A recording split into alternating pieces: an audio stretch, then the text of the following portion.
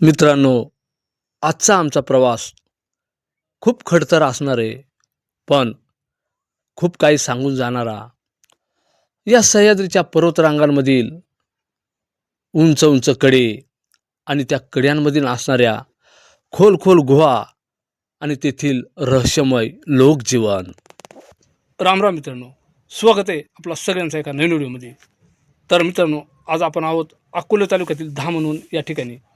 आणि धामणहूनचा जो उंच डोंगर आहे, शिंदोळ्याचा डोंगर म्हणून, त्या डोंगरावर त्या कड्याला एकदम खोल खोल अशा कपाऱ्यात गर्दी गुहा. तर त्या गुहेमध्ये काही गायीवाले राहतात, काही लोक राहतात पावसाची, काही उन्हाची राहतात. त्या गर्दी कशा आहेत, किती खोल आहेत, या सगळं आजच्या व्हिडिओमध्ये आपल्याला पाय भेटणार आहे.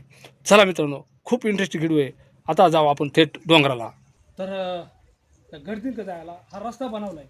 जे गायक आहेत ना, त्यांनी रस्ता बनवला आहे. आणि इकडं खाली पण जबरदस्त कडे आणि गर्दीच्या वरच्या साईडला पण जबरदस्त कडे. आणि आता 1 मिनिटातच आपण त्या गर्दीजवळ पोहोचतोय. एकदम बेकार वाटायची बा. गाय जर सटक नाही डायरेक्ट खाली जाईल आणि वरतून सुद्धा दरड कोसळण्याची शक्यता राहते. चला आता गर्दीजवळ जातोय आपण, एकदम गर्दीजवळ. ह्या गर्दी किती येतो इकडं? इकडं दोन आहे ते हां, आणि पुढे एक आहे पण तिले लांब आहे. आपण ह्या दोनच पाहू ना. हा या दोन मोठ्या याच्यात हेच आहे का? लय म्हणजे 30-40 गाया बसतात एवढ्या मोठ्याला ती एक. तर पहा मित्रांनो, समोर त्या गुफा गर्दी दिसायला सुरुवात झाली आपल्याला. आणि त्या किती खोल आहेत, आपण फार जवळ जाऊन पाहणार आहेत आता. तर आता ह्या ज्या गर्दी आहेत, यांच्या एकदम प्रवेशद्वाराजवळ आलो आहे आपण. हे पहा. तर आत सध्या काहीच जनावरं नाही आहेत. तर आपण एकदम सावधगिरीनं चालू आहे, कारण ह्या गुफेमध्ये काही पण असू शकतं आहे. तर चला मित्रांनो, तर आपण एकदम सावधगिरीनं चालू आहे.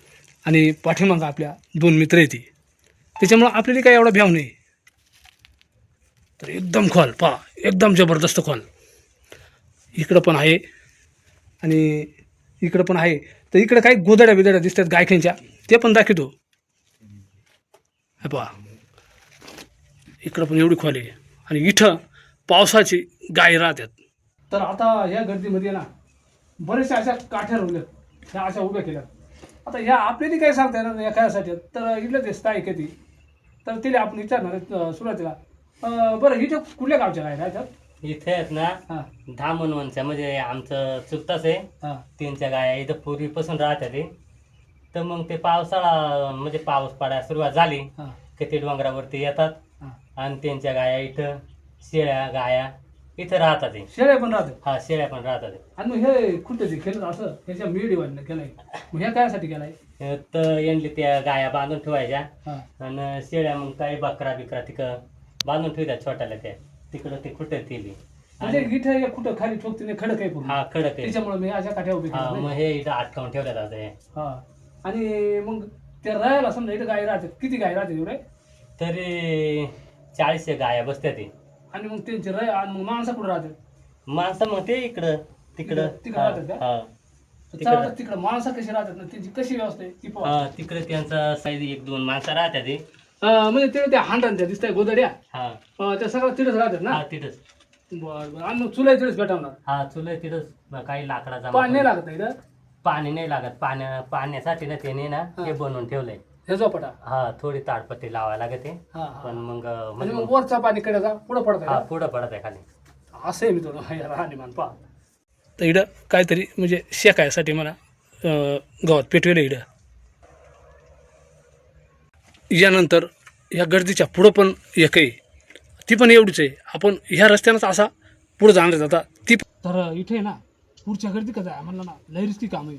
वरूनही काढा आणि खाली पहा, खाली पण काढा दिसतोय. हो दादा, हा, खाली पण बराच तीव्र होता रे. उजं घ्या ना, पसरून जरा. लय हळूहळू जायला लागेल. पडलं तर खाली डायरेक्ट हात डायरेक्ट खाली हात पाय मोडलं काम आहे नाही का. तर मित्रांनो, लय रिस्की काम आहे बरं का. आणि हे केवळ आपल्या मित्राला दाखवायसाठी एवढी रिस्क घेतली. आणि इथं आमचं गावरान गायकर राहतात, त्यांची इथं हा संघर्ष राहतोय.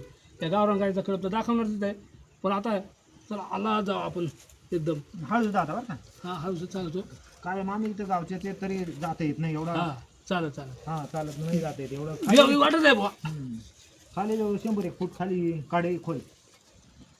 तर पहा, सेम त्याच गर्दीसारखी ही, फक्त फरक एवढाच आहे का खाली ओला होता आणि खाली जनावर राहतात ना, त्याच्यामुळं मग दगडांची अशी म्हणजे रचून घेतला असा कठाडा आणि आरामशीरवर जे गायखा राहतात ते वर झोपणार, स्वयंपाकसुद्धा त्यांचा इथं वरच होतोय.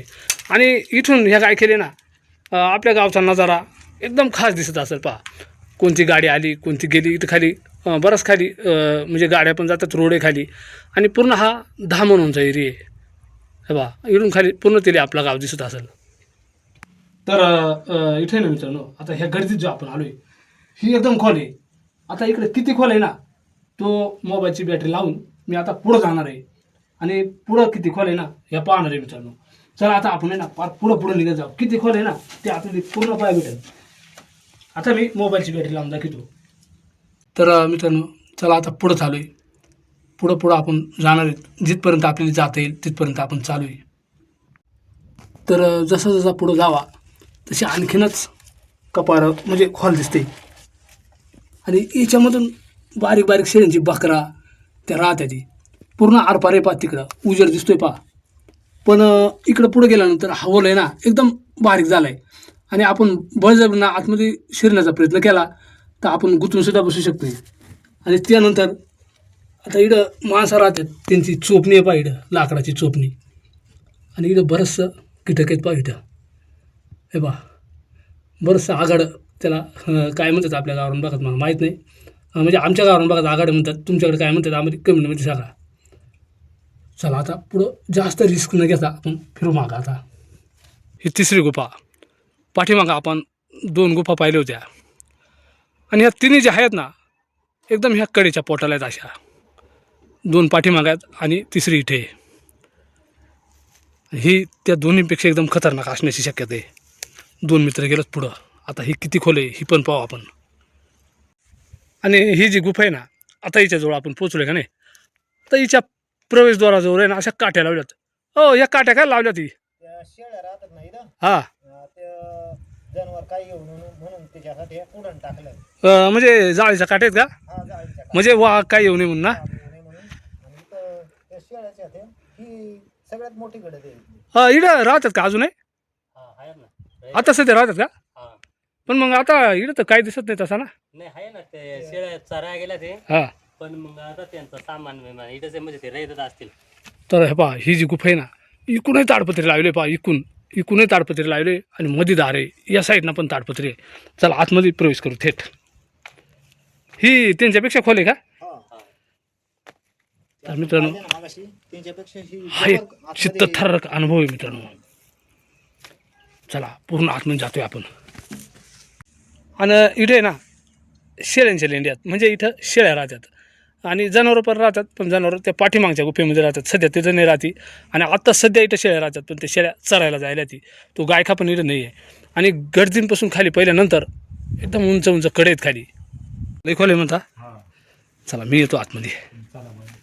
ही त्याकडूनपेक्षा लई वेगळी हा एकदम घरासारखं वाटते ना. सारखी वाटतं. आणि डायरेक्ट आपल्या मांडण्या कशा राहतात असे कप्पे पण आहेत त्याच्यामध्ये. कप आहेत का? हा कप्पे ते वर साहित्य ठेवायला बाबा बाबा ही तर लईच खोल आहे हो. लई खोल आहे. म्हणजे त्यांच्यापेक्षा ही एकदम एकदम लई ॲक्टिव्ह आहे. हे खास. तर हे पहा अशा प्रकारचे मस्त करते ही पहा. आता आपण हिच्यामध्ये आलोय.